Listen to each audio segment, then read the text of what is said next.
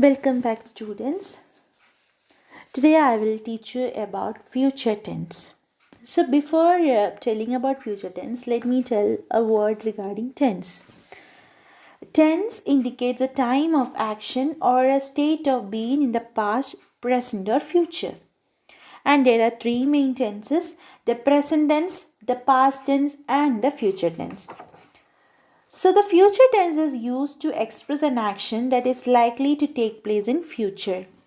And we can divide the future tense into four categories, which include simple future tense, future continuous tense, future perfect tense, and future perfect continuous tense. And now I will explain each tense in detail. The first variation in future tense is simple future or future simple.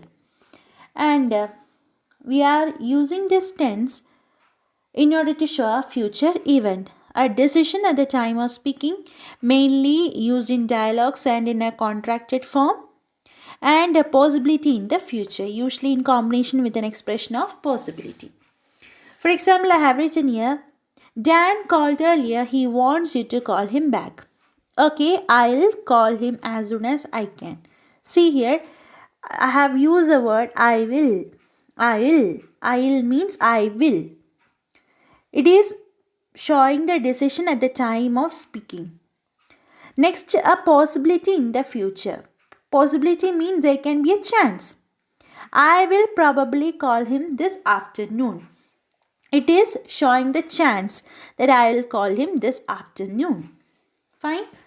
And we are using simple future tense along with the auxiliaries will and shall.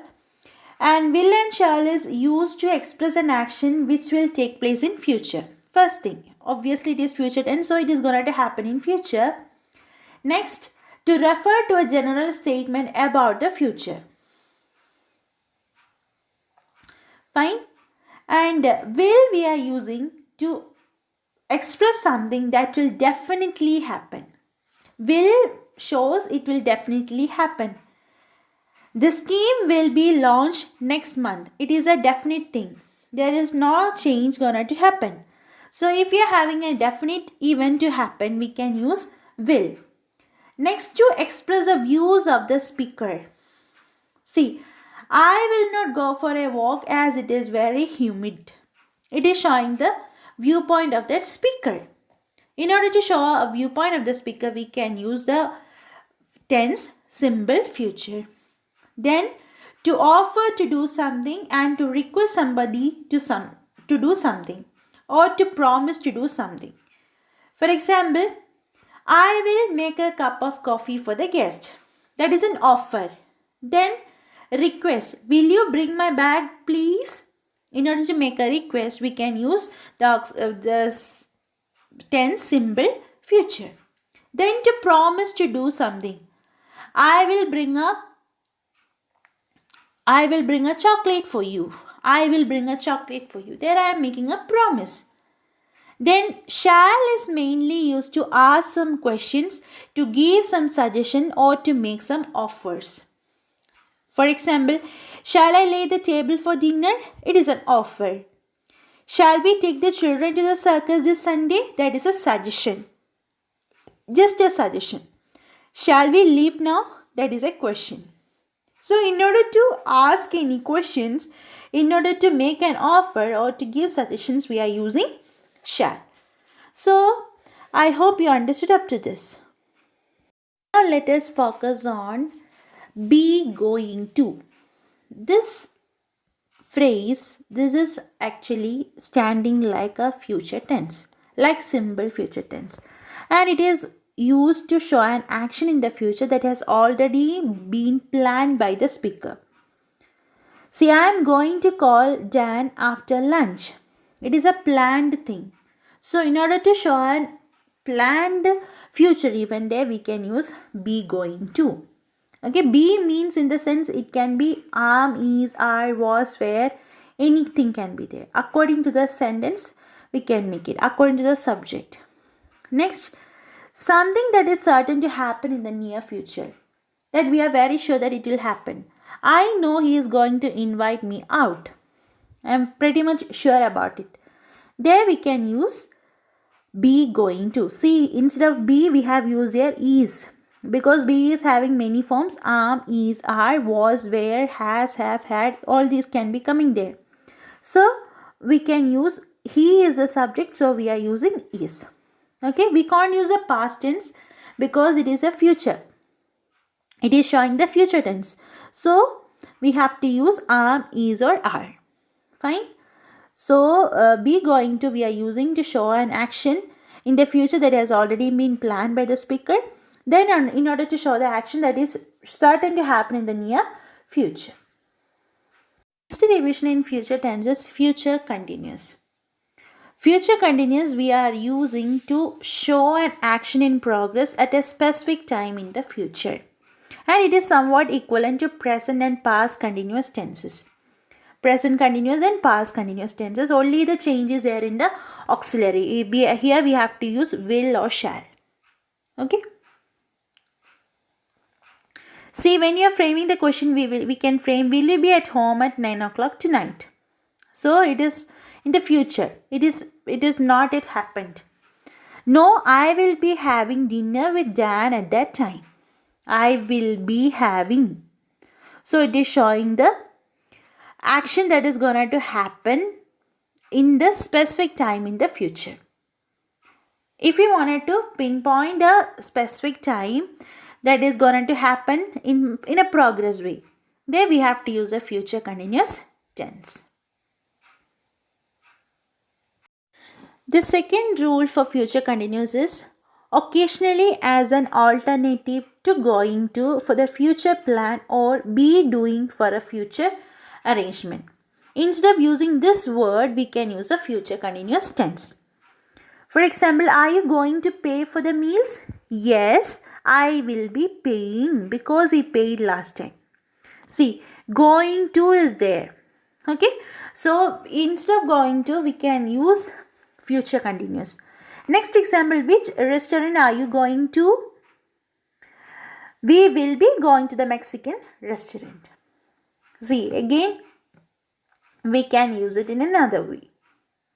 Okay, instead of going to or be doing, we can use future continuous, and instead of future continuous, we can use going to or be doing. Both are complementing each other. There is no trouble in using this thing. Okay, so future continuous tense is used to indicate an action that will be going on in future. Then to refer to a longer ongoing future action interrupted by another shorter future action. See, for example, Sohan will be studying when you reach home. I have used the example, Sohan will be studying when you reach home. So, two actions are there. Sohan will be studying, then you reach home. So, it is referring to a longer action that is going in the future, but it is interrupted by a shorter action. The shorter action is reaching home and the longer action is Sohan will be studying. Then to refer to a pre-scheduled future plan. Pre-scheduled future plan means already it is been scheduled. Like the PTA meeting will be held on next Monday. The PTA meeting will be held on there will be a meeting with the parents on Monday. I am using this example. There will be a meeting with the parents on Monday. They will be meeting the parents on Monday. They will be meeting. So there I have used future continuous. So in order to show a pre-scheduled future plan, we can use future continuous. The next division is future perfect. Future perfect we are using to indicate an action that will be completed in the future either before a specific moment or before another action takes place. See, before a specific moment means before a thing is going to happen. See, for example, we will have left the restaurant by tonight. We will have left the restaurant by midnight. So, what is the specific time mentioned there? Midnight. So, by that time, an action is going to end. But that is a future time. In order to show a specific moment in future, the completion of an action in a specific moment in future, there we can use future perfect. Then before another action takes place. For example, they will have finished serving food by the time you reach the restaurant. They will have finished serving food by the time you reach the restaurant. So two actions are there, serving food and reaching the restaurant. So before reaching the restaurant, what is going to happen? They will have finished serving the food. So this type of sentences, in order to show two actions and one action will be completed by the specific time, there we are using future perfect tense. And the last type of future tense is future perfect continuous. This we are using in order to show an action that will have started, continued for some time and will be in progress in the future before a specific moment or before another action takes place. When you are seeing the example, you will clearly understand. We will have been drinking for a few hours by the time we leave. See, three things are mentioned here. We will have been drinking. Drinking, ing is here, means it is a continuous process. Then for how long? For some specific time. For some time. And it will be in the progress before a specific moment. What is a specific moment there?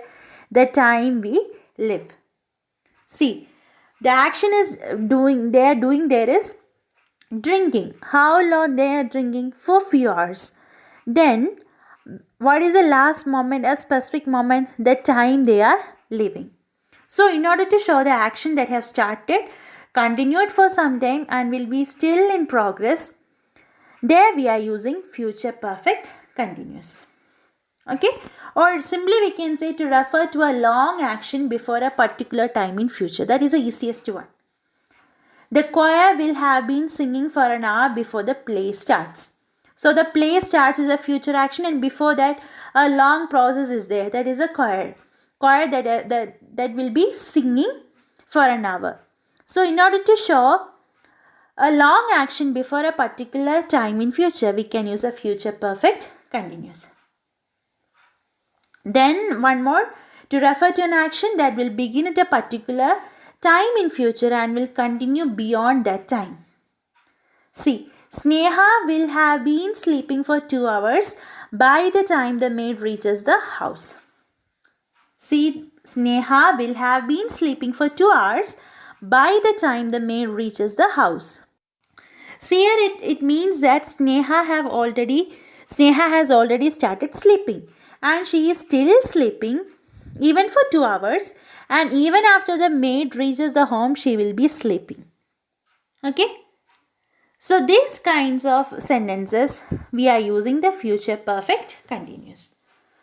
So I hope you understood the usages of future tense.